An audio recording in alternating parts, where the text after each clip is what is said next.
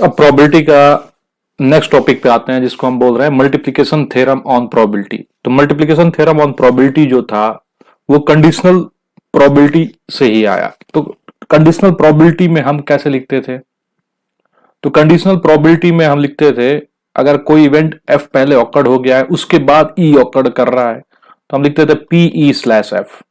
P slash F को हम लिखते थे N E intersection F divide by क्या लिखते थे एन ऑफ एफ, जिसको हम पी एस और पी एस से दोनों तरफ डिवाइड कर देते थे न्यूमरेटर और डिनोमिनेटर में। तो ये बन जाता था P E slash F is equal to क्या बन जाता था probability of E intersection F divide by P of F. तो मल्टीप्लीकेशन थ्योरम आया किससे? Probability of E intersection F से। Probability of E intersection F जिसको हम क्या लिख सकते हैं? पी एफ को मल्टीप्लाई कर देता है। यहाँ पे सबसे पहले कौन सा ऑकर्ड हुआ था? एफ वाला, तो पी एफ लिख दिया और उसके बाद क्या हुआ? ई, तो probability of E by F लिख दिया। तो मल्टीप्लीकेशन थ्योरम जनरली अब समझते हैं, ये तो अपना मैथमेटिकल फॉर्मेट हो गया। अब वर्डिंग में समझते हैं। जैसे मेरा पहले एक एफ ऑकर्ड हुआ फिर ई ऑकर्ड हुआ, तो ये दोनों क्या है? साइमल्टेनियसली ऑकर्ड हुए, पहले एफ फिर ई। तो साइमल्टेनियसली जब भी दो इवेंट ऑकर्ड हो तो उसके लिखने का जो तरीका होता है वो लिखेंगे ई इंटरसेक्शन एफ। तो इसका मतलब क्या हो गया? जब भी ई इंटरसेक्शन एफ लिखेंगे तो एक तो दिमाग में है ही आपके पास कि ई और एफ दोनों सेट से क्या करते हैं? इंटरसेक्शन निकालते हैं। लेकिन दूसरा एक और आपके अब दिमाग में बैठना चाहिए कि simultaneously occurrence of event E and F होता है, जिसको शॉर्ट फॉर्म में हम कैसे लिख सकते हैं? ई एफ भी लिख सकते हैं, ई इंटरसेक्शन एफ को। अब साइमल्टेनियसली ऑकरेंस में समझिए क्या है कि जैसे मैंने 52 कार्ड्स है, उसमें सबसे पहले मैंने क्या निकाला? किंग निकाला, और उसके बाद मैंने क्या निकाला? एक और कार्ड निकाला और उसकी क्या निकल जाए? क्वीन निकल जाए। यानी ये मैं दो प्रोबेबिलिटी चाहता हूं कि पहले क्वीन निकले की प्रोबेबिलिटी क्या है और दूसरी क्या निकले? क्वीन निकले। तो यहां समझिएगा ये दोनों इवेंट जो है साइमल्टेनियसली हो रहे हैं। पहले एक कार्ड निकालिए किंग निकलने की प्रोबेबिलिटी, दूसरा कार्ड निकालिए क्वीन निकलने की प्रोबेबिलिटी। तो ई मान लेंगे किंग को, या एफ मान लीजिए किंग को, तो क्वीन को क्या मान लीजिए? ई मान लीजिए। तो इसको लिखेंगे कैसे? प्रोबेबिलिटी ऑफ, चलिए पहले किंग तो के कर लेता हूं और क्वीन कर लेता, तो इंटरसेक्शन क्या कर लिया? क्यू कर लिया। अगर ई और एफ से रिप्रेजेंट करना चाहते तो पहला अगर एफ से रिप्रेजेंट किए तो इंटरसेक्शन ई, ठीक है, या ई इंटरसेक्शन एफ। तो फाइनली अब आप बस दिमाग में दो चीज बैठाइए, जब कभी भी दो इवेंट एक के बाद बोले तो साइमल्टेनियसली ऑकर्ड हो और पूछे probability of occurrings of an event of drawing, जैसे अब यहां पे किंग एंड क्वीन था, तो आप उसको कैसे लिखेंगे? ई इंटरसेक्शन एफ। अभी आगे बढ़ते हैं मैथमेटिकली, तो आपको समझ में आ ही गया, थोड़ा सा और आगे बढ़ते हैं। तो अभी हम जस्ट बात किए थे कंडीशनल प्रोबेबिलिटी में। Probability of E when f has already occurred is p intersection f divided by p of f. p of f is not equal to 0. तो यहां से p intersection f क्या होगा? तो p intersection f, तो आप किसी से भी पूछेंगे तो कहेंगे इसको क्या करिए? इससे मल्टीप्लाई कर दीजिए, यानी p of f इंटू क्या बन जाएगा? p e by f। तो ये हो गया simultaneously occurrence of two events e and f। तो इसे लिखेंगे, अच्छा पहला f हुआ है तो p of f into P E by F, या दूसरा केस भी इसको लिख सकते हैं कैसे? P F by E. क्या लिख सकते हैं? Probability of f intersection E divide by probability of E. तो पी एफ इंटरसेक्शन ई को कैसे लिखेंगे? p of e into P F by E.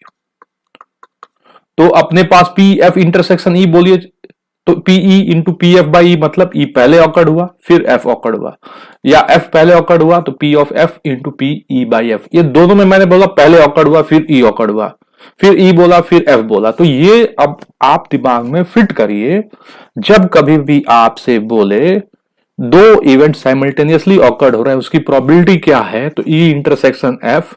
तो आप देखेंगे कि पहले कौन ऑकर्ड हुआ और दूसरा कौन सा ऑकर्ड हुआ। पहला जो ऑकर्ड हुआ होगा पी एफ लिख लीजिए, दूसरा जो ई ऑकर्ड हुआ तो ई स्लैश एफ लिख लीजिए। अगर ई ऑकर्ड हुआ है तो पी ऑफ ई लिख लीजिए into P F by E. तो ये फॉर्मूला एकदम रटे रहिए, ये दोनों फॉर्मूला में आपको भी समझ में आ गया कौन पहले ऑकर्ड हुआ है उसके बाद की प्रोबेबिलिटी। तो यहां पे वही लिख दिया पी इंटरसेक्शन एफ, यानी simultaneously occurrence of event E and F, P of E into P F by E. एक बार और फॉर्मूला रट जाइए, P of F into P E by F.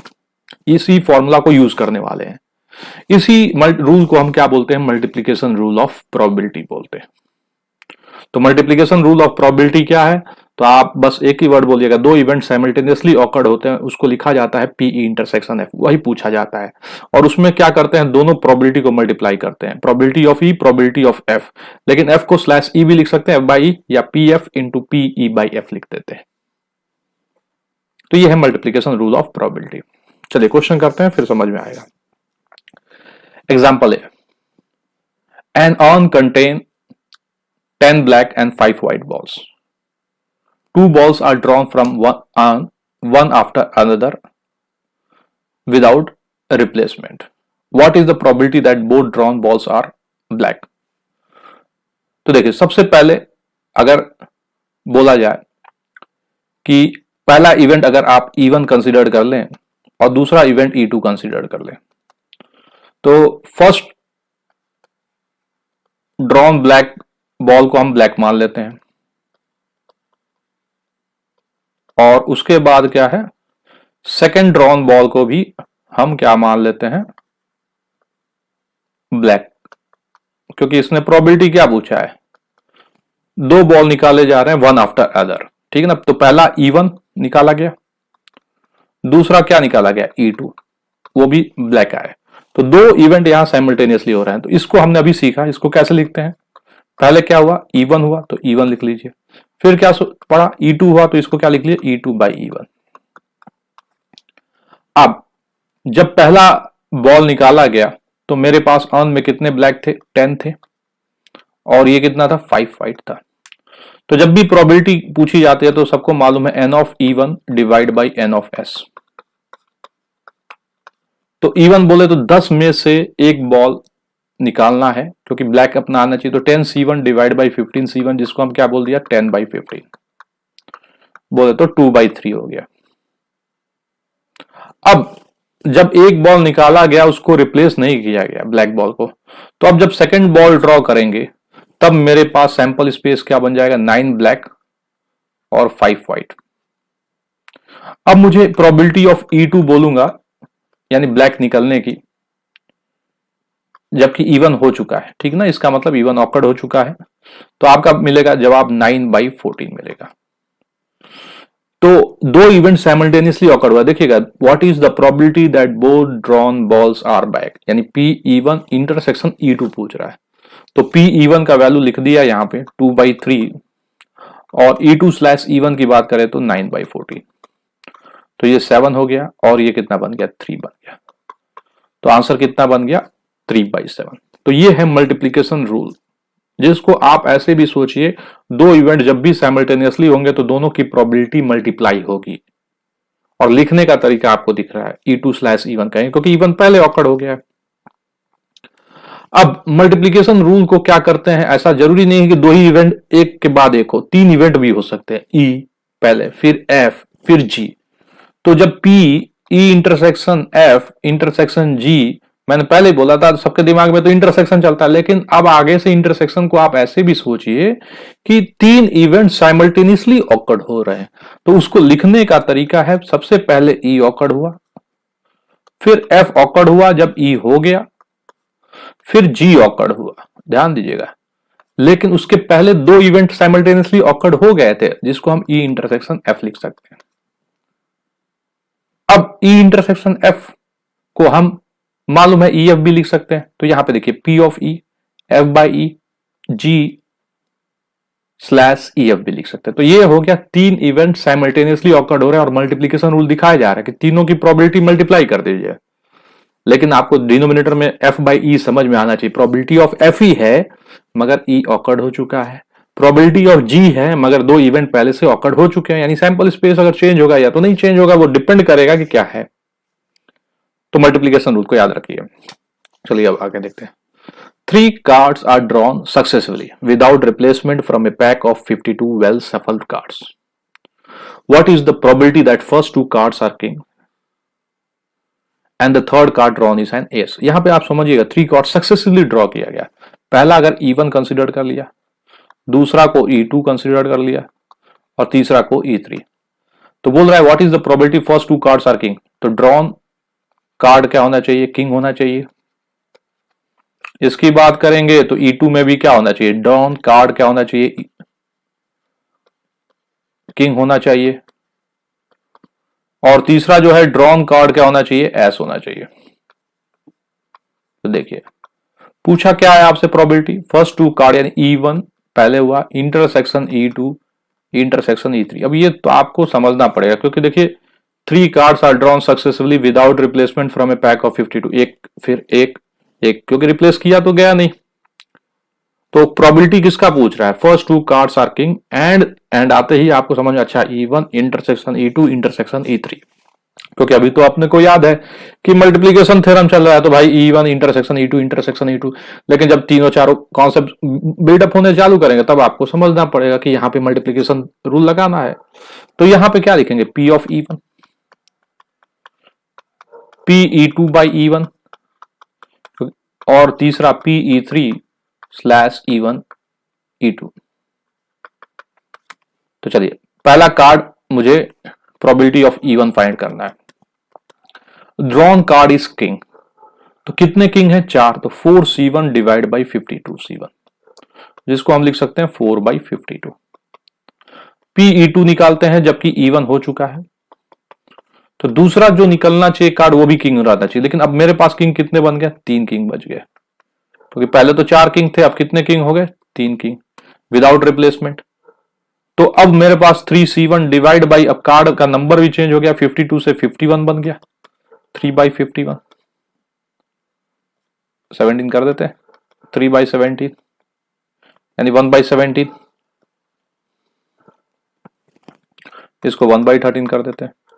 अब आ जाते हैं E3 स्लैश E1 E2, यानी ये दोनों पहले से ऑकर्ड हो गए क्योंकि हमने देखा E1 इंटरसेक्शन E2 को हम E1 E2 भी लिख सकते हैं।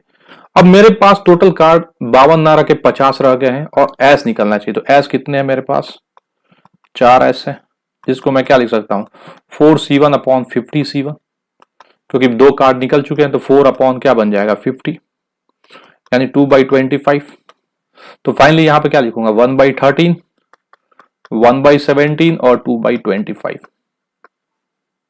यानी 2 बाई मल्टीप्लाई कर दिया जाए, 13 से बन जा 91, 9 221 इंटू 25, 91 9 2, ठीक है, फिर 2 25 52 5 55। तो ये बन गया probability that the first 2 cards are king, 2 cards king हो गए, E1 इंटरसेक्शन E2 और तीसरा कार्ड क्या हो गया, एस हो गया। चलिए अब इंडिपेंडेंट इवेंट्स को समझते हैं क्या होता है। देखिए इंडिपेंडेंट इवेंट्स में क्या होता है, 2 तरीके से कार्ड निकाले गए, अभी जो कार्ड निकाला गया, एक कहा गया विदाउट रिप्लेसमेंट और एक कहा गया विथ रिप्लेसमेंट। अगर इसी क्वेश्चन को अगर हम देखा है तो पहला कार्ड किंग ड्रॉ किया गया, उसको रिप्लेस नहीं किया गया, फिर दूसरा फिर से किंग ड्रॉ किया गया, फिर उसको भी साइड रख दिया गया। तो ये E1 E2 क्या है, डिपेंडेंट इवेंट्स बोले जाते हैं, दिमाग में फिट रखिए। अब कहेंगे क्यों बोले जा रहे हैं, क्योंकि भाई जब E1 किंग निकाला है, अगर उसने कार्ड पैक में नहीं रखा है तो ऑब्वियस है अब सैंपल स्पेस चेंज हो जाएगा। तो E2 की जो प्रोबेबिलिटी होगा वो तो डिपेंड करेगा ना E1 पे कि एक कार्ड निकाला है, तो इस वजह से क्या है E1 E2 को बोला जाता है डिपेंडेंट। लेकिन मान लीजिए एक तरीका, E1 कार्ड किंग निकाला और उसने फिर से पैक में रख दिया, तो जब हम कार्ड निकालेंगे, किंग की प्रोबेबिलिटी निकालेंगे, तो ये E1 पे डिपेंड ही नहीं करेगा क्योंकि उसने कार्ड को तो रख दिया है, साइड रख दिया होता तो बात अलग रहता, कार्ड कहां रख दिया, पैक में ही रख दिया। तो जब रिप्लेस कर दे कोई भी चीज तो 2 इवेंट्स ऐसे ऑकर्ड हो रहे हैं, तो इसको हम बोलते हैं इंडिपेंडेंट इवेंट्स बोलते हैं। अब कार्ड को ना रखता तब ये दोनों इवेंट्स को हम बोलते हैं डिपेंडेंट इवेंट्स। तो उसी फॉर्मेट को समझते हैं, डिपेंडेंट इवेंट इंडिपेंडेंट में क्या होगा, ठीक है। तो मैं 2 इवेंट्स लेके चलते हैं। देखिएगा पहला इवेंट हमारे पास 52 प्लेइंग कार्ड है, मान लीजिए पहला E, the card drawn is spade, इसको हम क्या रिप्रेजेंट कर देते हैं, E से लगा देते हैं इसको। दूसरा हम कह देते हैं कि F जो है the card drawn is an S।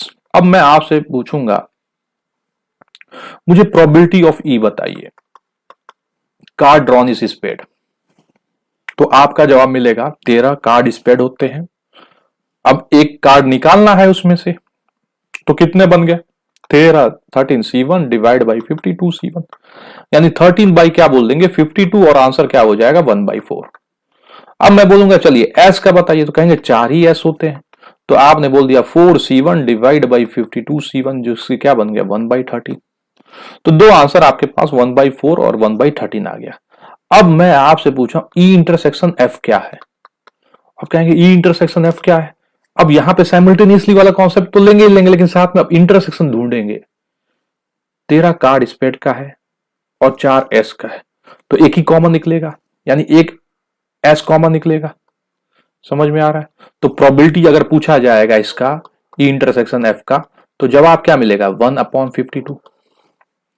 तो अब हमारे पास तीन चीज आ गया, प्रोबेबिलिटी ऑफ ई आ गया, ठीक है, प्रोबेबिलिटी ऑफ ई, और फिर क्या आ गया प्रोबेबिलिटी ऑफ एफ, और probability of E intersection F आ गया।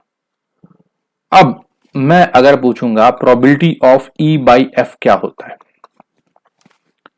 अब ध्यान से समझिएगा, मैंने probability of E by F पूछूंगा तो आप तुरंत कहेंगे ये तो कंडीशनल वाले में हो गया, तो कहेंगे ई इंटरसेक्शन एफ डिवाइड बाई क्या बन गया पी ऑफ एफ बन गया। तो ई इंटरसेक्शन एफ कितना आया 1/52 आया, और पी ऑफ एफ कितना आया 1/13 आया। तो फाइनली आपको क्या मिला 1/4। अब देखिएगा ई बाई एफ और ई बाई एफ में क्या था,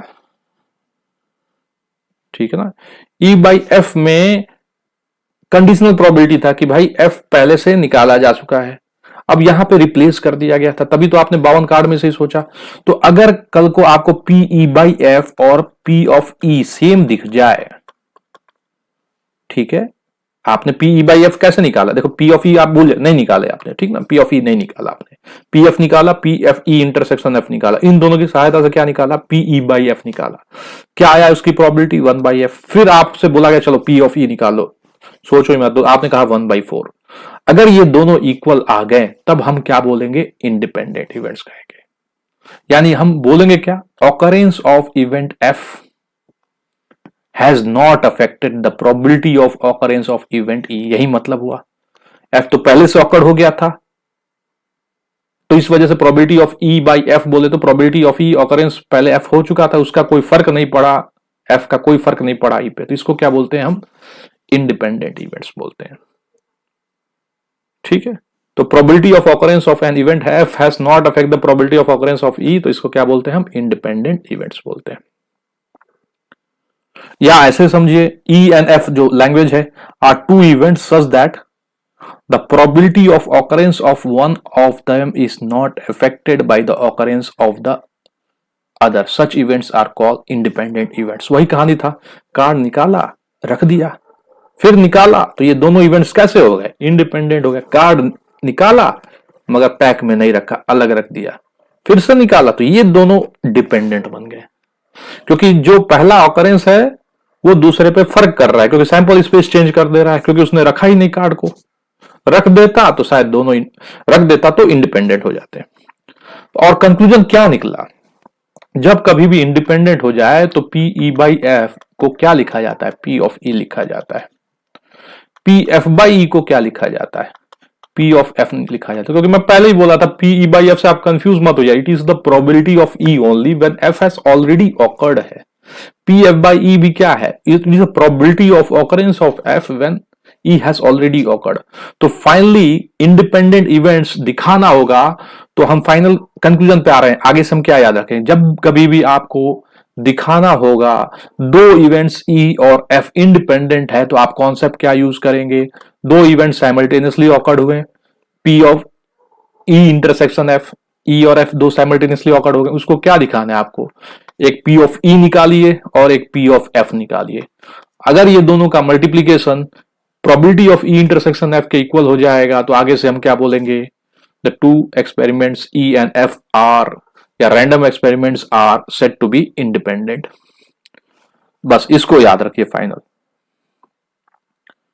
P E intersection F is equal to क्या बन जाएगा P of E into P of F. तो हम क्या बोल देंगे, two events are E and F are independent. अब कुछ टर्मिनोलॉजी को याद करते हैं। तो डिपेंडेंट कब बोलेंगे? जब P intersection is F is not equal to P of E into P of F, तो इसको बोल देंगे E and F are dependent. ठीक, तो कुछ एक्सक्लूसिव याद करते हैं। म्यूचुअली एक्सक्लूसिव इवेंट क्या था?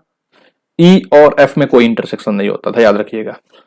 म्यूचुअली एक्सक्लूसिव अगर आपसे बोलेगा कोई mutually exclusive events E and F, तो बोलेंगे E इंटरसेक्शन F। अगर नंबर ऑफ एलिमेंट्स कॉमन निकाला जाए तो क्या निकलेगा? 0 निकलेगा, मतलब 5 बोल दिया जाए, 5, 0 ना बोल के 5। और एग्जॉस्टिव कब बोला जाता था? तो जब E यूनियन F क्या बन जाए? सैंपल स्पेस, तब क्या बोल दिया जाता? एग्जॉस्टिव बोल दिया जाता था। इसको याद रखिएगा हल्का सा। आगे बढ़ते हैं,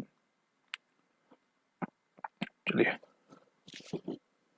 अगर 3 इवेंट्स ले लिया A B C और उसको मैंने बोल दिया इंडिपेंडेंट, तो पहले हम कैसे लिखते थे? P ऑफ A लिखते थे, P B बाई A लिखते थे, फिर क्या लिखते थे? P C by A B लिखते थे। लेकिन अब क्या हो जाएगा? जब हम डिपेंडेंट बोलेंगे 3 इवेंट्स को, तो P A intersection B intersection C निकाल लेंगे, ये निकाल लेंगे LHS वाला, फिर अलग से PA निकाल लेंगे, PB निकाल लेंगे, PC निकाल देंगे। तो और PA intersection B intersection C को किसके इक्वल दिखा देंगे? P of A into P of B into P of C। अगर ये दोनों लेफ्ट और राइट वाला इक्वल हो जाएंगे तो कहेंगे हम क्या? A B C are independent. चलिए क्वेश्चन पे आ जाते हैं। A die is thrown, E is the event, the number appearing is a multiple of 3, and F be the event, the number is even, then find whether E and F are independent। तो E जो है number appearing is multiple of 3, die throw कर दिया गया, तो sample space की बात कर देंगे तो सैंपल स्पेस हो जाएगा 1 2 3 4 5 6। और अपने को E इवेंट चाहिए, number appearing is multiple of 3, तो E का जो आउटपुट कम्स आ जाएंगे तो क्या हो जाएंगे? 3 और 6। फिर एक F है, the event number is appearing is event. ठीक है, तो इवेंट में क्या क्या आ जाएगा? 2 4 और 6 आ जाएगा। फिर E इंटरसेक्शन F निकाल लेंगे, E इंटरसेक्शन F कितना आ जाएगा? 6 आ जाएगा। अगर पूछेगा E and F are independent, तो फर्स्ट फॉर्मूला याद करेंगे। E इंटरसेक्शन F को हमको कैसे दिखाना है? Probability of E into probability of F। तो प्रोबेबिलिटी ऑफ E अगर मैं पूछूंगा तो प्रोबेबिलिटी ऑफ E का जवाब क्या मिलेगा? 2/6, 1/3। प्रोबेबिलिटी ऑफ F पूछूंगा तो ये क्या जवाब मिलेगा? 3/6, ये क्या बन जाएगा? 1/2। और 6 पूछूंगा तो probability of E intersection F क्या बन जाएगा? 1/6 बन जाएगा। अब चेक करने के लिए मैं लेफ्ट वाले रख दूंगा, 1/6 इधर रख दूंगा, P ऑफ E की वैल्यू क्या है? 1/3 इधर रख दूंगा, और ये क्या हो जाएगा? 1/2। तो हमने देखा है कि जब कभी भी ये सेटिस्फाई हो जाएगा तो हम क्या बोल देंगे? इंडिपेंडेंट बोल देंगे।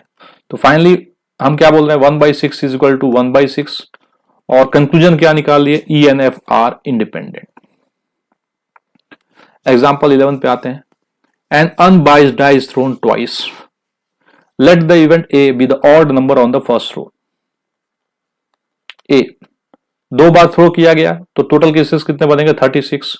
Odd number on the first row, तो यानी 1 1 1 2 1 3 1 4 1 5 1 6। फिर यहां पे क्या लिख देंगे? 3 1 3 2 3 3 3 4 3 5 3 6। और फिर क्या हो जाएगा? 5 1 5 2 5 3 5 4 5 5 और 5 6। अब आते हैं बी वाले पे। देखिए बी क्या दिया है? बी दिया है the odd number on the second throw, यानी ऑड नंबर बोले तो 1 वाला केसेस, तो ये 1 1 2 1 3 1, और सेकंड पे आ रहा है, ठीक ना?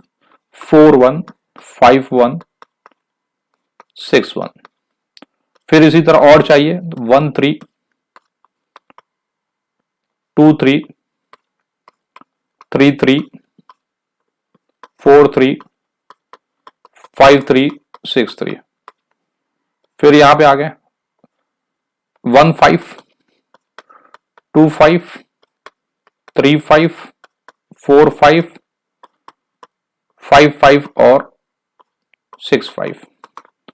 अब मैं ए इंटरसेक्शन बी निकालूंगा क्योंकि इंडिपेंडेंट पूछा है, तो ए इंटरसेक्शन बी को हम क्या करते हैं, क्रॉस करने स्टार्ट, ठीक है। तो ये पहले पे ऑड है और ये दूसरे पे, ठीक है ना। तो चलिए देखते हैं कौन कौन से केसेस होंगे। ये वाला, तो आप इसमें देखिए जो सेकंड पोजीशन ऑड दिखे, ये भी हो जाएगा, ये भी ऑड हो जाएगा, ये भी हो जाएगा, ये भी हो जाएगा, ये भी हो जाएगा। इसमें भी वही पॉइंट आउट कर देंगे, सेकंड वाला ऑड दिखना चाहिए अपने को। 5-3 हो गया, ये 5-5 हो गया, दिख रहा है इंटरसेक्शन वाला 5-1।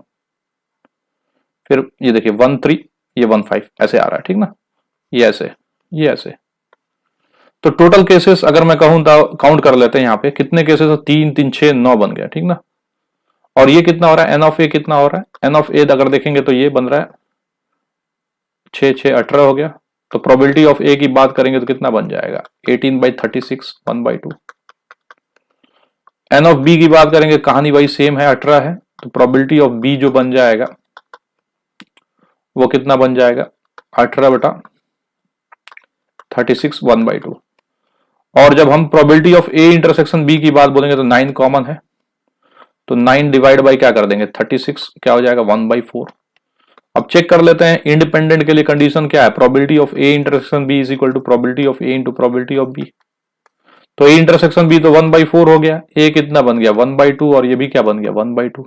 तो फाइनली 1/4 इज इक्वल टू क्या बन गया 1/4। तो A and B are independent events बन गया। एग्जाम्पल 12 की तरफ बढ़ते हैं। 3 coins are tossed simultaneously. Consider the event E 3 heads or 3 tails. तो चलिए सर 3 coins है तो सबसे पहले हम क्या करते हैं, लिख लेते हैं head head, head tail, head tail head, फिर हेड टेल टेल हो गया, फिर tail head head, tail head tail, tail tail head, फिर टेल टेल टेल हो गया। अब कह रहा है ई विद 3 हेड्स और 3 टेल्स। तो ई का जो अगर देखा जाए तो 3 हेड्स की बात करेंगे तो ट्रिपल एच और ट्रिपल टी। एफ की बात करें तो एटलीस्ट 2 हेड्स, तो एटलीस्ट 2 हेड्स में 2 एच टी पहला में दिख रहा है, फिर एच टी एच दिख रहा है, फिर टी एच एच दिख रहा है, फिर नहीं दिख रहा है। एटलीस्ट 2 हेड बोला ना, तो एक और लेना पड़ेगा ट्रिपल एच। तो थोड़ा सा देख लेते हैं एक बार, H H T, H T S, ठीक है, एटलीस्ट 2 हेड, ये और ये 4 केसेस। फिर जी की बात करें तो एटमोस्ट 2 हेड, तो एटमोस्ट 2 हेड में तो ये तो रहेगा ही रहेगा, H T H, H T H, T H H. फिर इसके बाद जो है ये भी आ जाएगा, एच टी टी आ जाएगा। अब एक सिंगल हेड वाला टी एच टी आ जाएगा, टी टी एच आ जाएगा, और क्या बन जाएगा टी टी टी बन जाएगा। अब of the pair E comma F, E comma G and F comma G which are the independent. तो चलिए ई इंटरसेक्शन एफ देख लेते हैं। ई इंटरसेक्शन एफ क्या बन जाएगा, ट्रिपल एच, ये वाला और ये वाला, ठीक है। फिर देख लेते हैं एफ इंटरसेक्शन जी भी देख लेते हैं क्या बनेगा। एफ इंटरसेक्शन जी में अगर देखेंगे तो क्या क्या कॉमन हो जाएगा, 2H 1T वाला कॉमन हो जाएगा, THH वाला, ठीक है ना, THH ये नहीं होगा। फिर बचा कौन सा, ई इंटरसेक्शन जी वाला भी देख लेते हैं।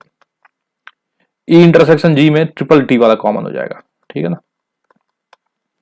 बाकी तो 2 हेड वाले हैं और 1 हेड वाला वहां पे हो गया, ठीक है।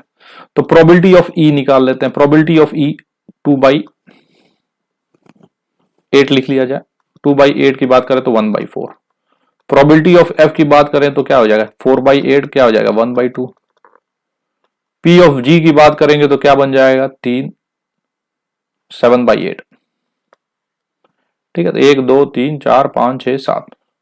अब आ जाते हैं ई इंटरसेक्शन एफ, तो ये क्या बन जाएगा 1/8। एफ इंटरसेक्शन जी क्या बन जाएगा 3/8। फिर ई इंटरसेक्शन जी की बात करेंगे तो ये क्या बन जाएगा 1/8। तो चलिए देखते हैं पी इंटरसेक्शन एफ, पहला वाला केस उठा लेते हैं, is equal to P of E into P of F, ऐसे करके हर किसी को देखते चलते हैं। तो ये 1/8 है और ये क्या बन गया P of E 1/4, P of F क्या हो गया 1/2, यानी ये इक्वल है। तो ई और एफ क्या बन गया, इंडिपेंडेंट बन गया। लिख देते हैं यहां पे। अब देखते हैं किसको, ये वाला एफ ऑफ जी को, P F intersection G, P of F ले लेते हैं। पी ऑफ एफ कितना है 1/2, पी ऑफ जी कितना हो गया 7/8, और ये इसकी वैल्यू कितना है 3/8, तो ये इक्वल नहीं हुआ। ठीक है ना, तो ये तो कौन सा है, एफ और जी, एफ और जी क्या हो गया, डिपेंडेंट बन गया। अब तीसरा वाला लास्ट वाला केस, ई इंटरसेक्शन जी, यहीं पे लिख देते हैं। पी ऑफ ई कितना है 1/4 और ये कितना है 7/8, तो इक्वल नहीं हुआ। तो एफ और ई और जी भी क्या हो गया, डिपेंडेंट हो गया। तो ई और एफ इंडिपेंडेंट हो गया, एफ और जी डिपेंडेंट हो गया, ई और जी भी डिपेंडेंट हो गया। ये एग्जाम्पल 12 था। चलिए एग्जाम्पल 13 पे आ जाते हैं। Prove that E and F are independent events then so are the events E and F dash है। ठीक है ना, तो अपने को दिया ई और एफ इंडिपेंडेंट है, तो P of E intersection F को हम क्या लिख सकते हैं, P of E into P of F लिख सकते हैं। और हमसे कह रहा है कि P E intersection F dash को भी शो करिए, क्या शो करिए, पी ऑफ ई, ये प्रूव करना है। समझ में आ रहा है ना, ये गिवन है, P of E into P F dash prove करना है। तो पी ई इंटरसेक्शन एफ को क्या लिख सकते हैं, पी ऑफ ई माइनस, देखिए ई का वो एलिमेंट जो एफ में एफ डैश, ठीक है ना, एफ डैश से इंटरसेक्शन लेना है, दिख रहा है ना, ये ई है और ये क्या है, एफ है। तो एफ डैश का मतलब ये सर्कल छोड़ के बाकी सब, और ई के साथ इंटरसेक्शन लेंगे तो यही पोर्शन हो जाएगा।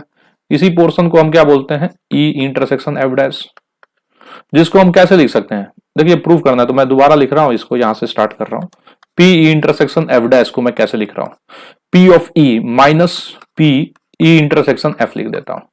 अभी हमने जस्ट पढ़ा है पी ऑफ ई है, इसको हम कैसे लिख सकते हैं, इंडिपेंडेंट है तो पी ऑफ ई ये दिया हुआ है, पी ऑफ एफ लिख सकते हैं। पी ऑफ ई कॉमन निकाल लिया तो यहां से क्या बच गया, 1 माइनस पी एफ बन गया,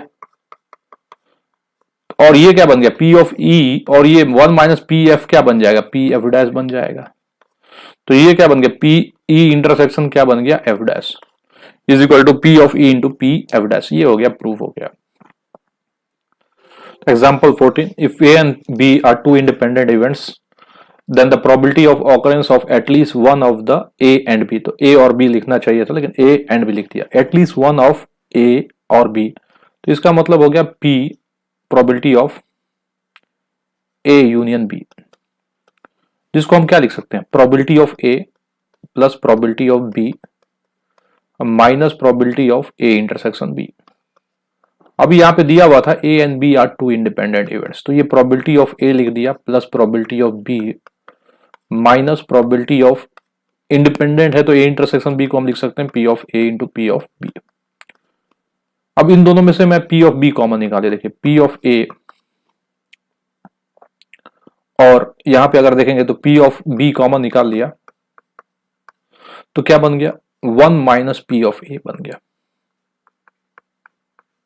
तो देखिए पी ऑफ ए को मैं क्या लिख सकता हूं, 1 माइनस पी ए डैश लिख सकता हूं,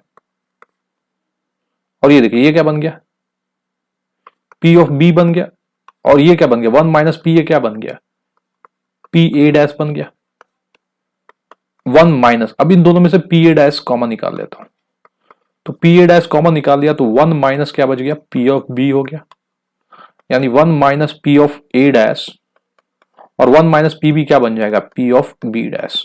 तो finally P A union B को मैं कैसे लिख सकता हूं, 1 minus P of A dash into P of B dash. तो ये हो गया, प्रूफ हो गया। एक्सरसाइज 13.2 स्टार्ट कर लेते हैं। If probability of A 3/5, probability of B 1/5, find probability of A intersection B if A and B are independent. तो ए और बी इंडिपेंडेंट है तो probability of A intersection B को हम क्या लिख सकते हैं, प्रोबेबिलिटी ऑफ ए इंटू क्या लिख सकते हैं, प्रोबेबिलिटी ऑफ बी लिख सकते हैं, यानी प्रोबेबिलिटी ऑफ ए की वैल्यू कितना है 3/5 और बी की वैल्यू कितना है 1/5, तो आंसर कितना बन जाएगा 3/25। ठीक है, क्वेश्चन नंबर 2 पे आते हैं। 2 cards are drawn at random without replacement from a pack of 52 cards, find the probability that both cards are black. तो पहला E1 मान लेते हैं एक, और दूसरा E2 मान लेते हैं, ध्यान दीजिएगा। तो कार्ड ड्रॉन इज ब्लैक पहला, और दूसरा भी क्या है, अब देखिए विदाउट रिप्लेसमेंट में है तो दूसरा कार्ड भी ड्रॉ क्या होना चाहिए, ब्लैक होना चाहिए। तो पी ऑफ इवन अगर पूछा जाएगा तो ब्लैक कार्ड कितने हैं, तो ब्लैक कार्ड का जवाब मिलेगा 26 है। तो 26C1 divide by total sample space 52C1 which is equal to 26/52 यानी 1/2। अब कार्ड निकाला गया ब्लैक को और ब्लैक को रखा नहीं गया, यानी अब ब्लैक कितने हो गए, जहां 26 थे अब कितने हो गए, 25 ब्लैक हो गए। और टोटल कार्ड की बात करेंगे तो टोटल कितने हो गए, 52 से क्या बन गया, 51 बन गया। तो P ऑफ E2 जब लिखेंगे तो स्लैश इवन लगा देंगे, क्योंकि ये डिपेंडेंट इवेंट्स हैं इवन एंड E2, क्योंकि रखा नहीं गया कार्ड को। तो जवाब मिला 25 डिवाइड बाई क्या रख दिया जाए, 51 रख दिया जाए। अब मुझे निकालना क्या है, probability that both cards are drawn, यानी साइमल्टेनियसली दो इवेंट्स का प्रोबेबिलिटी निकालना है। तो तुरंत E1 इंटरसेक्शन E2 दिमाग में आ गया, जिसको हम क्या लिख सकते हैं, P ऑफ E1, और ये क्या रख सकते हैं, P E2 by E1। E1 की जगह क्या रख दिया 1/2 और E2 बाई E1 की जगह क्या रख दिया 25/51। तो ये बन गया 25 डिवाइड बाई क्या बन गया 102। तो ये हो गया probability that both the cards are drawn black. Next question 3, a box of oranges is inspected by examining 3 randomly selected oranges drawn without replacement. Okay, if all the 3 oranges are good, the box is approved for sale, otherwise it is rejected. Find the probability that a box containing 50 oranges, out of which 12 are good and 3 are bad ones, will be approved for sale. ठीक है, तो देखिए 15 oranges में से अपने पास 12 कितने हैं, good हैं, और 3 कैसे हैं, बैड हैं। अब हमें 3 ऑरेंजेस निकालने हैं विदाउट रिप्लेसमेंट, ठीक ना। पहला ओके गुड निकल गया, दूसरा गुड निकल गया, तीसरा गुड निकल गया, तभी क्या होगा, अप्रूव फॉर सेल होगा। उसी की प्रोबेबिलिटी पूछ रहा है, तो मैंने कहा E1 गुड निकल गया, E2 गुड निकल गया, E3 गुड निकल गया। तो 3 साइमल्टेनियसली इवेंट्स हैं ऑरेंजेस निकालने के। तो इसको हमने कैसे लिख दिया, E1 intersection E2 intersection E3।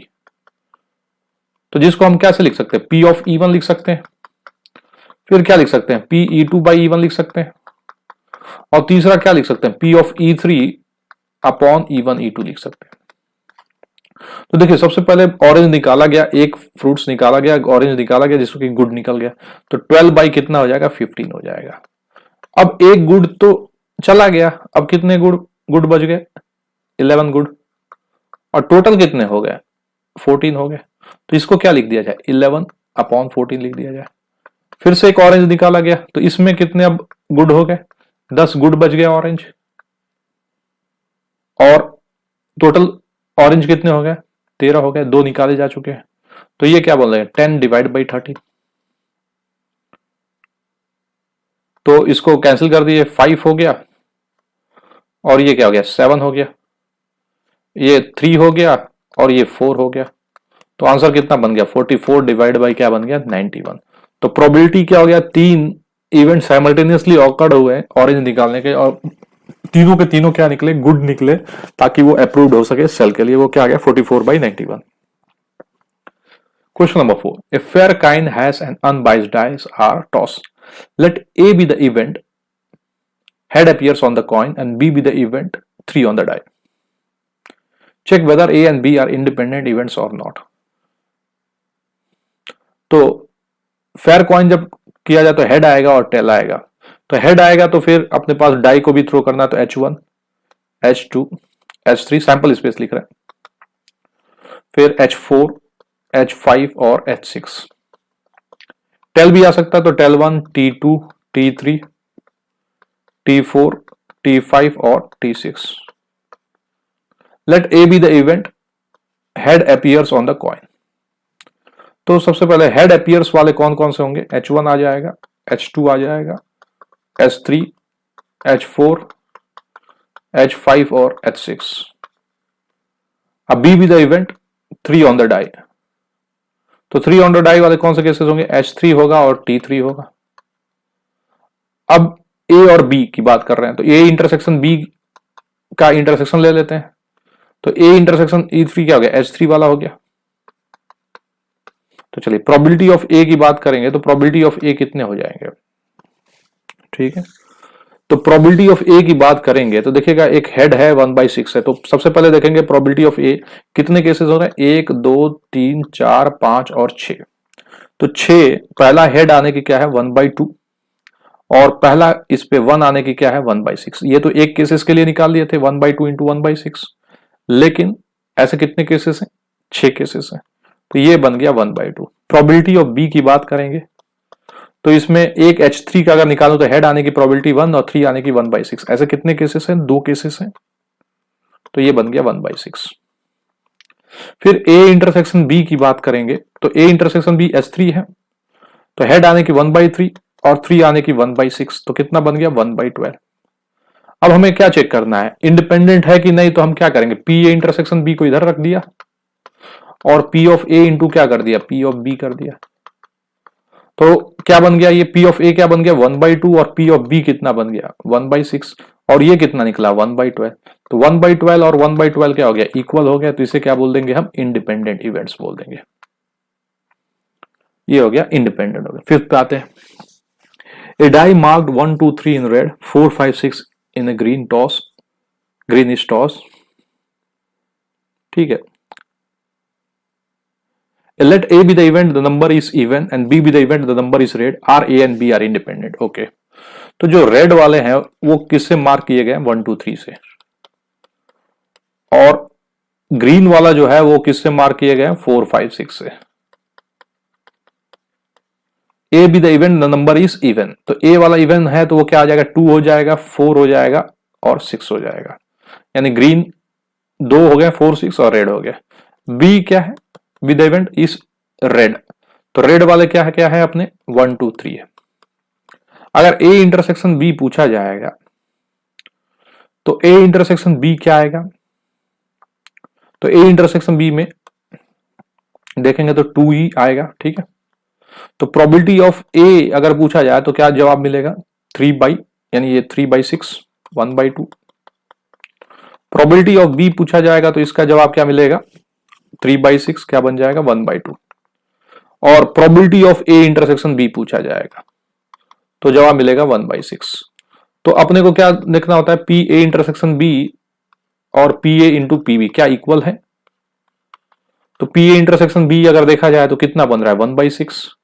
P A 1/2 into 1/2, तो फाइनली ये दोनों के दोनों क्या है? इक्वल नहीं है। 1/6 इज नॉट इक्वल टू 1/4, तो A and B are dependent events हो गए, यानी नॉट इंडिपेंडेंट। डिपेंडेंट निकल गए। 6 पे आ जाते हैं। E and F are the events with P of E 3/5, P of F 3/10, P intersection F 1/5, R, E and F are independent। तो इंडिपेंडेंट होने के लिए P इंटरसेक्शन F को किसके इक्वल होना चाहिए? P of E into P of F। तो ये तो 1/5 हो गया। P of E कितना बन गया? 3/5 हो गया। P F क्या बन गया? 3/10 बन गया। क्या ये इक्वल दिख रहा है? 1/5 और ये कितना हो रहा है? 9/50। तो हम कहेंगे इक्वल नहीं हो रहा है, ठीक है। तो finally E and F are not independent, यानी डिपेंडेंट वेक्टर्स, डिपेंडेंट इवेंट्स। 7 पे आ जाते हैं।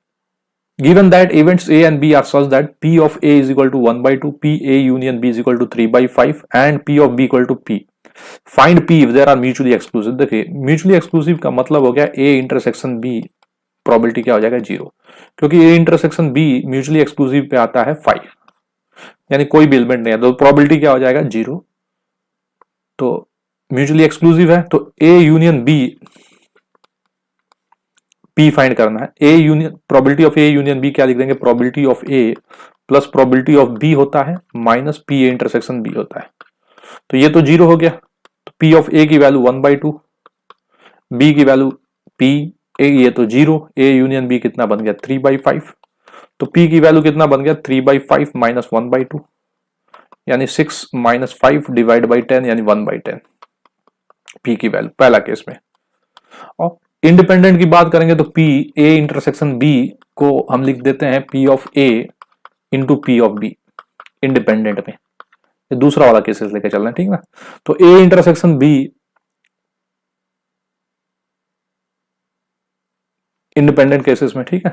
तो P of A intersection B अपने को फाइंड करना पड़ेगा। तो चलिए पहले लिख लेते हैं P of A union B is equal to क्या लिख लेते हैं, P of A plus P of B, यही वाला देख लेते हैं, ठीक ना। अब यहां पर देखिए minus P A intersection B है, तो इसको कैसे लिख सकते हैं, P of A into P of B. A union B दिया है 3/5, पी ए दिया है 1/2 plus P minus 1/2 into B, P B क्या हो गया, पी बन गया। तो 3/5 plus half plus P minus p/2, यानी p/2 is equal to 3/5 minus 1/2, 6 minus 5 यानी 1/10। तो p/2 इज इक्वल टू 1/10, तो p की वैल्यू क्या हो गया, 1/5 हो गया जब A and B are independent. Question number 8, A and B are independent events with P of A equal to 0.3, P of B 0.4, find P A intersection B। तो A और B क्या दिया है, इंडिपेंडेंट दिया है, तो P A इंटरसेक्शन B क्या बन जाएगा, P of A into P of B। पहला केस पे लेके चल रहे हैं, ठीक है। तो A इंटरसेक्शन B जो हो जाएगा 0.3 इंटू 0.4 यानी 0.12। सेकेंड केस में आ जाते हैं A यूनियन B, इसी के जस्ट पहले बात किए थे, क्या बनता है, P of A बनता है प्लस पी ऑफ बी बनता है माइनस क्या हो जाता है, पी ए इंटरसेक्शन बी हो जाता है। पी ऑफ ए की बात करेंगे तो क्या बन जाएगा, 0.3 बन जाएगा। पी ऑफ बी की बात करेंगे तो 0.4 बन जाएगा, और ए इंटरसेक्शन बी की बात करेंगे तो 0.12 यानी 0.7 माइनस 0.12। तो ये 8 बन गया, ये 6 हो गया, तो ये कितना बन गया, 5 हो गया, 0.58। ए स्लैश बी देखिए, पी ए स्लैश बी की बात करेंगे, अब ए एंड बी इंडिपेंडेंट दिया तो पी ऑफ ए ही हुआ, हमने बात किया था ना, जब बी इंडिपेंडेंट होगा तो इसको क्या लिख देंगे, पी ऑफ ए लिख देंगे। तो पी ऑफ ए क्या हो जाएगा, 0.3। फोर्थ पी बी बाई ए का मतलब इंडिपेंडेंट है, तो इसको किसके इक्वल लिख दिया जाता है, पी ऑफ बी के लिख दिया जाता है, जो कि क्या बन जाएगा, 0.4 ही बन जाएगा। Question number 9, if A and B are two events, P of A दिया है 1/4, पी ऑफ बी दिया है 1/2, P A intersection B is equal to 1/8। तो फाइंड करना है not A and intersection not B यानी बी डैश। इसको हम ऐसे भी लिख सकते हैं, ये फाइंड करना है, ठीक ना। इसको हम लिख सकते हैं ए यूनियन बी का कॉम्प्लीमेंट डी मॉर्गन से, तो इसको लिख सकते हैं 1 minus P A union B भी लिख सकते हैं। अब पी ए यूनियन बी अगर पूछा जाए तो ए यूनियन बी को हम कैसे लिख सकते हैं, P of A plus P of B minus P A intersection B. तो पी ऑफ ए की वैल्यू हो गया 1/4, पी ऑफ बी की वैल्यू हो गया 1/2, और ए इंटरसेक्शन बी कितना आ गया, 1/8। तो एलसीएम तो 8 बन गया, ये कितना बन गया, 2 बन गया, ये 4 बन गया, ये 1 बन गया 6, और ये कितना हो गया 5/8। तो ये हो गया ए यूनियन बी 5/8 बन गया। और यहां पे अपने को पी क्या निकालना है, A dash intersection B dash निकालना है, जिसको हम लिख सकते हैं 1 minus P A union B लिख सकते हैं। तो यानी 1 माइनस 5/8, जिसको हम क्या लिख सकते हैं, 8 माइनस 5 डिवाइड बाई 8 यानी क्या लिख सकते हैं, 3/8। तो ये हो गया अपना probability of A dash intersection B dash. 10 पे आते हैं, event A and B are such that P of A is equal to 1/2, P of B equal to 7/12। अब नॉट ए नॉट बी दिया है की probability 1/4, state whether A and B are independent. तो P A dash union B dash दिया है, जिसको हम ऐसे भी लिख सकते हैं P A intersection B dash, जिसको हम लिख सकते हैं 1 minus P A intersection B लिख सकते हैं, जिसको 1 minus P A intersection B, ठीक है ना। अब इसकी वैल्यू कितना दिया, इसको रहने देते हैं, इज इक्वल टू कितना दिया हुआ है, इसकी वैल्यू दिया है 1/4, ठीक है ना। इसकी वैल्यू कितना है, 1/4, यही है ना, P A dash union B dash. तो इसको लिख दिया मैंने 1/4, ठीक है। तो अब देखिए ये क्या बन जाएगा, पी ए इंटरसेक्शन बी जो बन जाएगा 1 माइनस 1/4 बन जाएगा यानी 3/4। अब इंडिपेंडेंट होने के लिए पी ऑफ ए और इंटू पी ऑफ बी कर लेते हैं, देखते हैं क्या इक्वल हो रहा है। P of A into P of B की बात करेंगे तो कितना बन जाएगा, 1/2 इंटू 7/12 यानी 7 बाई क्या बन जाएगा, 24। तो क्या ये इक्वल है, तो कहेंगे नहीं, इक्वल नहीं है, क्योंकि एक तो 7/24 है और दूसरा कितना है, P A into P B कितना है, 7/24 है और ये कितना है, 3/4 है, तो ये इक्वल नहीं है। तो A and B are not independent. 11 पे आ जाते हैं। Given two independent events A and B such that P of A equal to 0.3, P of B 0.6, find P A and B. देखिए जब भी आगे दे रहा है ना, टू इंडिपेंडेंट इवेंट्स दे दिया, तो पी ए इंटरसेक्शन बी को हम कैसे लिख सकते हैं, पहला लिख सकते हैं P of A into P of B. P of A की वैल्यू 0.3, पी ऑफ बी की वैल्यू 0.6, 0.18। सेकंड पे आ जाते हैं, पी ए एंड है और बी डैश है। अभी देखिए इसको हम डायरेक्ट भी लिख सकते हैं, जब इंडिपेंडेंट है, P A into P B dash prove भी किया है, तो पी ए की वैल्यू कितना बन गया, 0.3, पी बी डैश की वैल्यू कितना बन गया,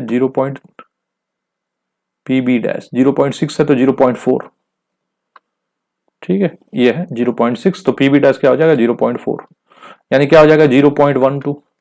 थर्ड पे आ गए, पी ए और बी, जिसको हम लिख सकते हैं P of A plus P of B, union है ना, माइनस क्या लिख सकते हैं, P A intersection B. P of A की वैल्यू 0.3, पी ऑफ बी की वैल्यू 0.6, माइनस दोनों का इंटरसेक्शन 0.18, 0.9 माइनस 0.18, 0.72। और चौथे पे आ जाते हैं, नाइदर ए नॉर बी, यानी P A union B complement which is equal to P A dash intersection B dash, यानी इंडिपेंडेंट है तो इसको ऐसे भी लिख सकते हैं, पी ऑफ बी डैश भी लिख सकते हैं, कोई प्रॉपर्टी हमने प्रूव किया है।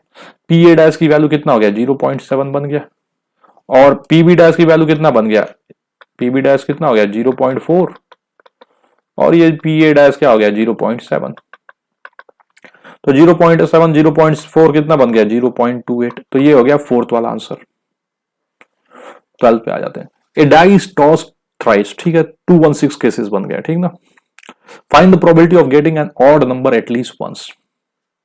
तो देखिए जब डाई थ्रो किया जाता है तो टोटल एनएस की बात जब करते हैं, तो अपने को भी मालूम है डाई थ्रो किया जाएगा तो 1 2 3 4 5 6 आता है। तो टोटल केसेस कैसे निकालते हैं, पहला 3 बार किया गया ना, पहला 6 वेस, दूसरा 6 वेस, तीसरा भी 6 वेस, तो टोटल 6 का पावर 3 216 लिख लेते हैं, यानी ये एनएस हो गया 216। लेकिन अब मैं कह रहा कि एटलीस्ट 1 ऑड आना चाहिए, तो यहां पे अगर ऑड की बात करें तो 135 है, और इवन की बात करें तो 246 है। तो मेरा कहना है एटलीस्ट ऑड आए, तो मैं क्या करता हूं, सारे के सारे इवन आए, ठीक है ना। एन ऑफ ई क्या कर रहा हूं, ई डैश ले लेता, ऑल प्लेस इवन आए, तब क्या होगा आउटकम्स, तो मैं कहूंगा ठीक है, जैसे टोटल केसेस निकाले वैसे ये भी केसेस निकाल लीजिए। तो यहां पे क्या हो सकता है 246 आ सकता है, यहां पे भी 246, यहां पे भी 246, तो मैं कहूंगा 3 वेज 3 वेज 3 वेज, तो टोटल कितने हो गए 27 हो गए, टोटल केसेस कितने बन जाएंगे 27। अब एन ऑफ ई बोले तो एटलीस्ट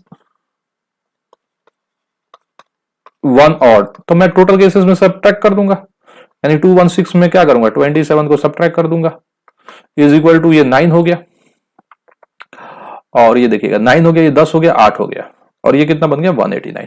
तो अभी प्रोबेबिलिटी ऑफ ई मतलब एक प्लेसेस एटलीस्ट ऑड रहे, तो 189 डिवाइड बाय क्या कर दिया जाए 216, ठीक।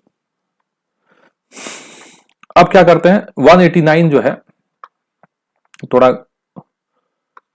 27 से देखते हैं कितनी बार जा रहा है, क्योंकि 216 जो है 27 से अगर मैं बोलूंगा तो 27 8 जा 56 5 216 8 बार जाएगा, ठीक है। और 189 की बात करेंगे तो 749 4 14, और ये कितना बन जाएगा 18, ये भी कैंसिल हो गया, तो 27 7 जा हो गया और 27 8 जा, तो फाइनली प्रोबेबिलिटी कितना आ गया 7/8 of getting odd number at least once. 13 पे आते हैं, 2 balls are drawn at random with replacement from a box containing 10 block and 8 red balls. Find the probability that both are red. First ball is black and the second is red, and one of them is black and other is red. ठीक, तो देखिए with replacement बोल दिया, ठीक ना, पहले एक निकालेगा फिर रखेगा फिर एक और निकालेगा। पहला केस में आते हैं, बोथ बॉल्स आर ड्रॉन, तो E1 रेड ड्रॉ किया, E2 फिर से रेड ड्रॉ किया। प्रोबेबिलिटी ऑफ E1 बोला जाएगा तो अपने में बॉक्स में लिख लेता, 10 ब्लैक है और 8 रेड है, तो रेड निकलने का लिए 8/18। अब E2 बोलेंगे तो ऑब्वियस है, अब 7 रेड हो जाएगा और 10 ब्लैक हो जाएगा, तो 7 बाई क्या बोल देंगे 17 बोल देंगे। तो यहां पे E2 स्लैश क्या कर दिया जाएगा E1 कर दिया जाएगा।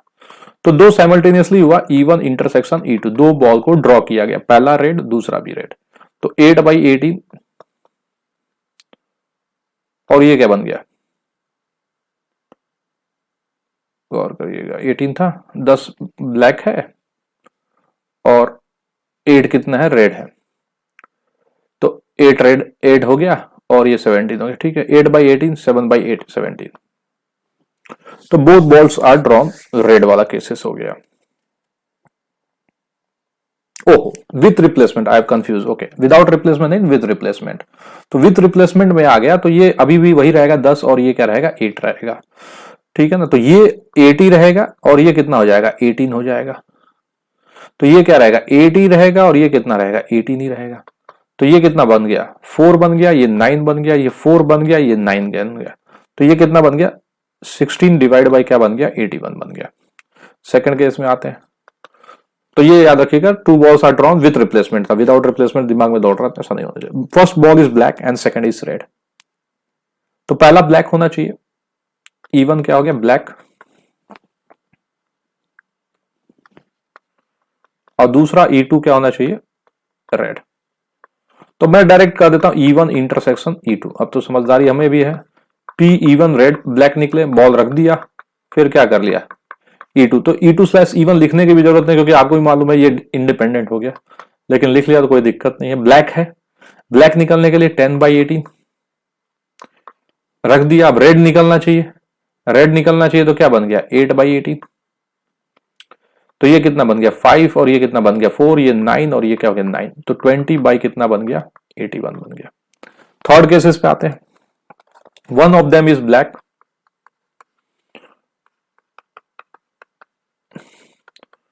एंड रेड, एक पहला केस, तो इसमें कोई केसेस नहीं बताया कि कैसे होगा, या हो सकता है E1 क्या हो जाए रेड हो जाए और E2 क्या हो जाए ब्लैक हो जाए, तो कैसे भी रैंडमली निकालना है, और रिप्लेसमेंट कर दिया तो कोई टेंशन भी नहीं है।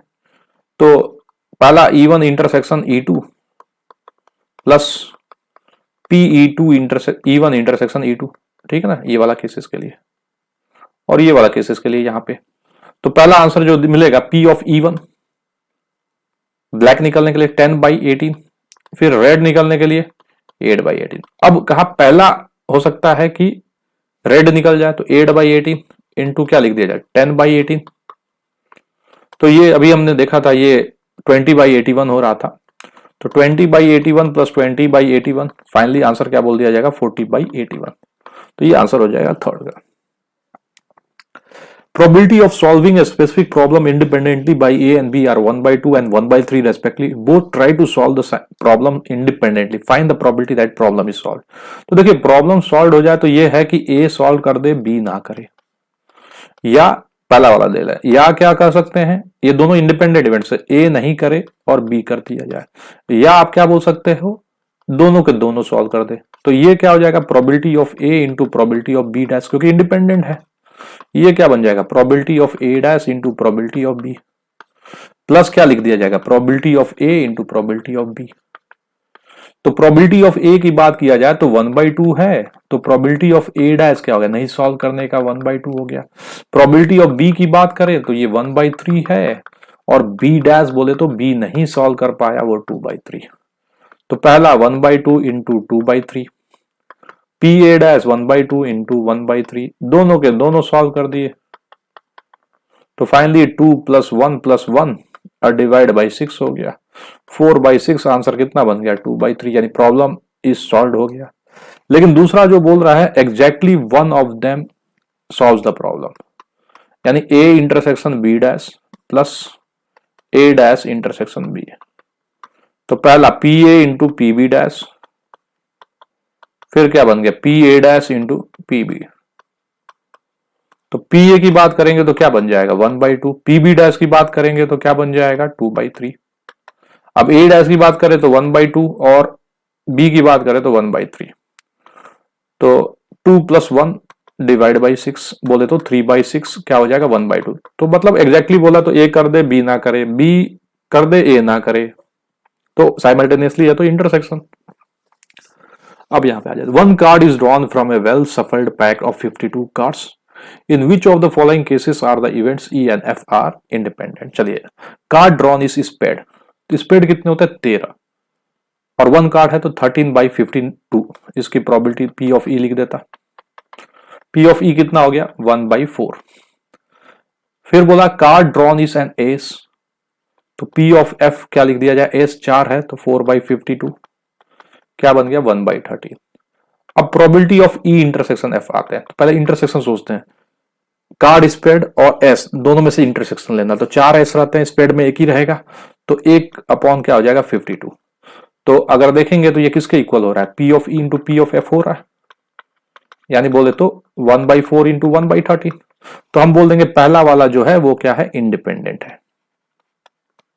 दूसरा पे आ जाते हैं, कार्ड इज ड्रॉन ब्लैक, तो पीई ब्लैक, ब्लैक बोले तो 26/52, 1/2। पी ऑफ एफ की बात करें तो कार्ड इज किंग, तो 4/52 बोले तो क्या बन जाएगा 4/52 1/13। अब देखिए probability of E intersection F निकालते हैं, तो मुझे बताइए इन दोनों में से कितने इंटरसेक्शन कॉमन हो गए। ब्लैक 26 है और किंग कितने हैं 4, तो 2 ब्लैक में से निकल जाएंगे, तो ये कितने बचेंगे 2/52, यानी 1/26। तो यहां से देख के ही समझ में आ गया कि ये इंडिपेंडेंट है, क्योंकि E intersection F is equal to P of E into P of F दिखाना होता है। तो ये देखिए अगर 1/26 है और ये कितना है 1/2 इंटू 1/13, तो ये भी क्या बन गया इंडिपेंडेंट बन गया।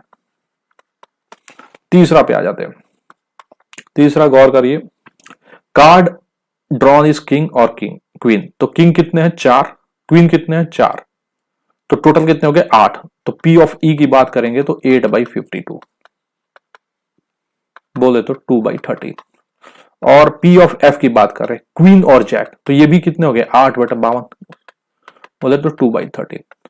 अब ध्यान दीजिए इंटरसेक्शन एफ, तो इंटरसेक्शन क्या होगा, वो किंग और क्वीन ले रहा है, ये क्वीन और क्वीन, तो यही कॉमन हो जाएगा, तो कितने बन जाएगा ई इंटरसेक्शन एफ 4/52, क्योंकि किंग क्वीन 4 है यहाँ पे, तो ये 1/13 बन गया।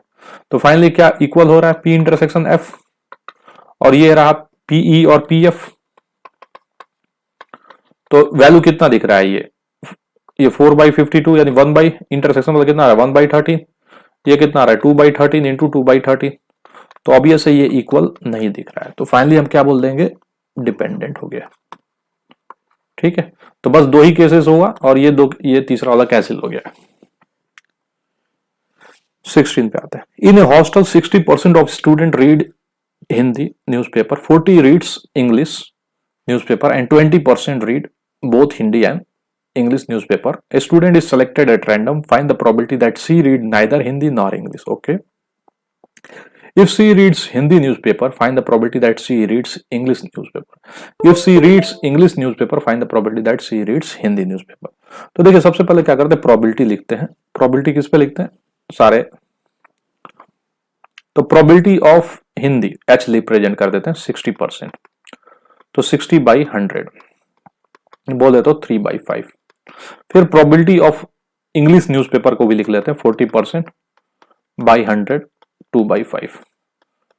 और ऐसे कुछ ऐसे हैं जो कि हिंदी भी पढ़ते हैं और इंग्लिश भी पढ़ते हैं, वो 20% है, यानी 20/100 कितना हो गया 1/5।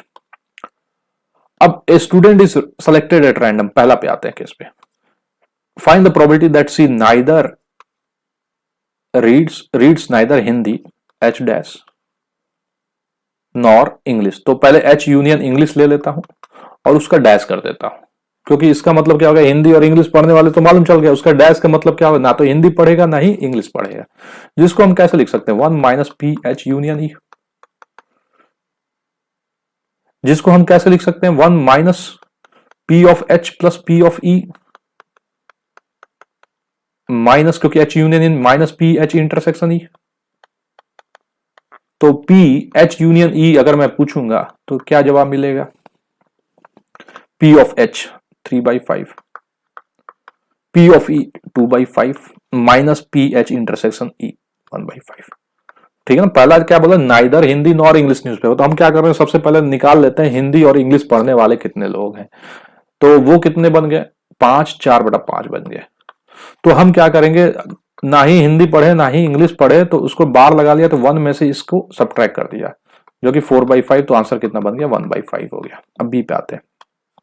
बी गौर करिएगा, बी कह रहा है सी रीड्स हिंदी न्यूज़पेपर, बता दिया कि भाई वो हिंदी न्यूज़पेपर पढ़ रहे। Find the probability that she reads English newspaper, यानी कंडीशनल पे चला गया, यानी इंग्लिश स्लैश हिंदी वाला पे। तो स्लैश का मतलब क्या हो गया, पहले हिंदी पढ़ रहे थे, फिर उसका मन किया इंग्लिश का, तो H intersection E divide by क्या लिख दिया जाए, P ऑफ H। तो H इंटरसेक्शन E अगर मैं बोलूंगा तो 1/5, और P ऑफ H बोला जाएगा तो कितना है, 3/5। तो आंसर कितना हो गया, 1/3 दूसरे का। सी पे आ जाते हैं। If she read English newspaper, कहा गया भैया वो इंग्लिश न्यूज़पेपर पढ़ रही है, find the probability that she reads Hindi newspaper, यानी H प्रोबेबिलिटी ऑफ हिंदी पूछा, लेकिन कह दिया कि वो इंग्लिश पढ़ती है। तो P H इंटरसेक्शन क्या कर दिया गया, E डिवाइड बाई क्या कर दिया, P ऑफ E कर दिया गया। तो P H इंटरसेक्शन E कितना बन गया, ये 1/5 बन गया। P ऑफ E क्या हो गया, 2/5 हो गया। तो आंसर कितना बन गया, 1/2। तो ये हो गया ABC का answer. Choose the correct answer in 17 and 18. The probability of obtaining an even prime number on each die when a pair of dice is rolled. तो pair of dice rolled है तो total cases कितने हो जाएंगे, 1 1 1 6, इसी तरह last क्या हो जाएगा, 6 1 6 6। तो टोटल अगर मैं बात करूं NS कितना बन जाएगा, 36। मुझे क्या चाहिए, दोनों डाई पे क्या चाहिए, इवन प्राइम नंबर। तो इवन प्राइम नंबर एक ही होता है, वो होता है 2 और 2। तो N ऑफ E की बात करेंगे तो N ऑफ E कितना हो जाएगा, 1। तो प्रोबेबिलिटी ऑफ E की बात करेंगे तो N of E divide by N of S, जो कि क्या बन जाएगा, 1/36 बन जाएगा, यानी डी ऑप्शन हो गया। 2 events A and B are independent if, तो इंडिपेंडेंट होता है तो P A इंटरसेक्शन B को लिखते हैं P A into P B dash. और पहले भी हमने पढ़ा है कि P A dash intersection B dash भी दिख गया तो उसको हम क्या लिख सकते हैं, P A dash into P B dash. तो ये दो चीजें हैं, और अपने को P A डैश को हम कैसे लिख, इसको ऐसे भी लिख सकते हैं, A डैश B डैश पढ़ा हुआ है, और P A डैश को कैसे लिख सकते हैं, 1 माइनस P A, और ये क्या लिख सकते हैं, 1 माइनस पी बी। तो ये कौन सा ऑप्शन जा रहा है, बी वाला जा रहा है। तो 18 का क्या हो गया, बी हो गया। तो ये एक्सरसाइज 13.2 मल्टीप्लीकेशन रूल हमने डिस्कस कर लिया है। तो आप इस वीडियो को भी देख लीजिए, और इसके पहले वाला वीडियो जो था कंडीशनल प्रोबेबिलिटी, उसको भी देख लीजिए। और अगर आपको अच्छा लगे तो आप थोड़ा सा कमेंट और शेयर करिए, और लाइक एंड सब्सक्राइब भी करिए। Thank you.